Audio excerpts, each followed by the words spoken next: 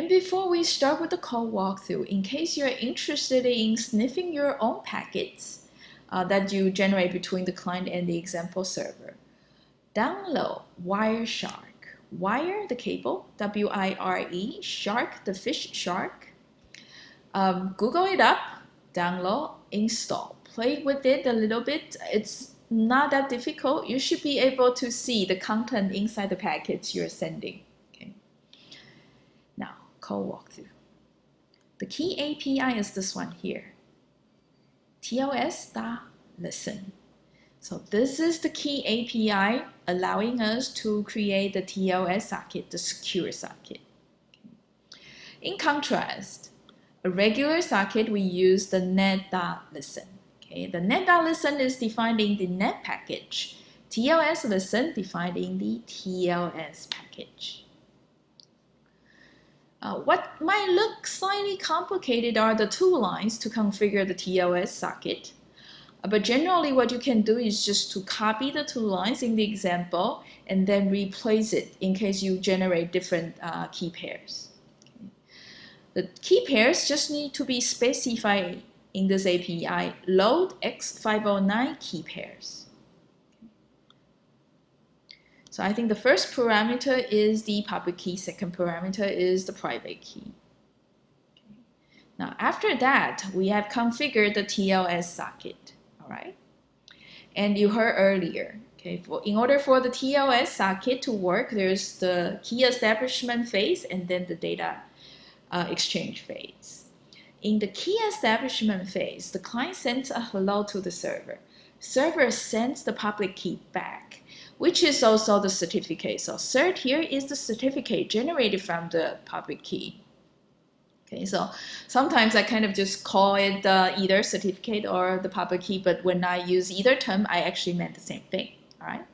Okay, so when the client tries to connect to the server, okay, the certificate will be sent to the client, right? And then the client will be using the public key to encrypt what? The master key. But what I did not mention there explaining TLS is this. Before the client encrypt the master key with the public key of the server, the client checks, okay, whether the certificate is really valid. Okay, so it's going to check to verify the certificate through a third party, a certificate authority, the CA. Usually a government would actually establish a CA. Okay, those web servers that are trying to provide secure service would register their certificate to these CAs. And therefore, the client can check whether the certificate is really valid by sending the certificate to the CA. Inside the certificate, it's containing the organization's name, the server's name and stuff. So the CA is going to validate, okay, this is indeed the server, and this is indeed the certificate. Okay. When the client gets a reply from the CA saying that the certificate check is passed, then the client encrypts the master key using the certificate back to the server, and then the secure data exchange phase begins. But you see, the public key or the certificate needs to be registered to the government CA. All right. Now, this CA, in order to be maintained and running in a self-sustainable way, usually the server needs to pay the CA a certain amount of money. All right.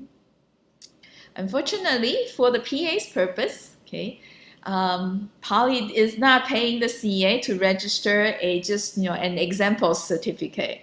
Okay, so server cert here is not registered to any CA. Therefore, the curl client there, okay, if it's checking whether the certificate is valid, it's gonna fail. So for the curl to pass, -K, this flag's purpose is to suppress the CA checking process for the certificate. Okay, so it's to bypass that part, okay, in the key establishment process of a TLS connection. So you can also try to use a Firefox browser, okay, to request https://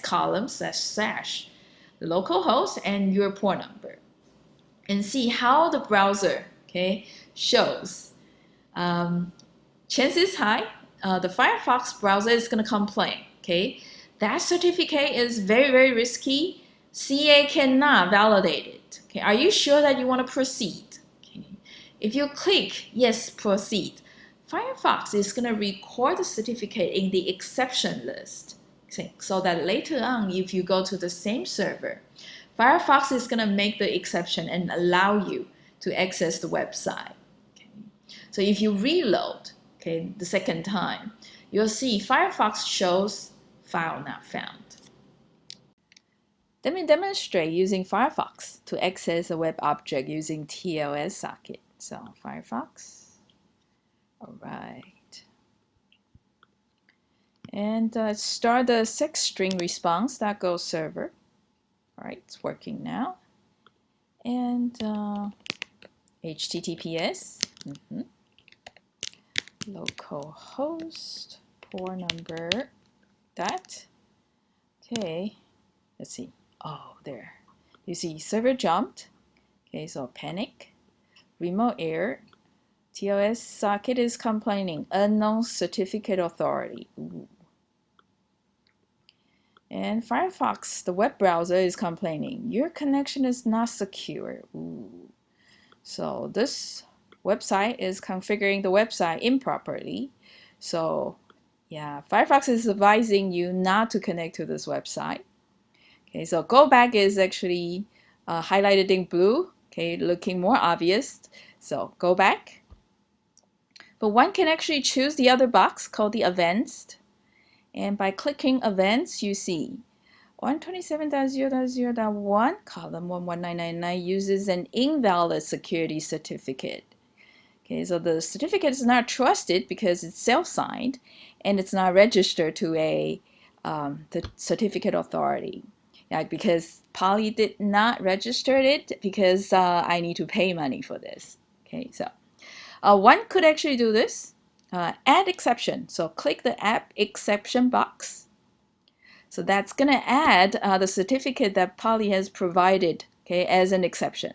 So next time we'll be able to use it to access 127.0.0.1 column 11999. So let's view the certificate, how it looks like. All right, so NTUEE and the organization type is EDU. Yeah, so this is indeed what Poly has created. So let's confirm the security exception. Now we can try it again.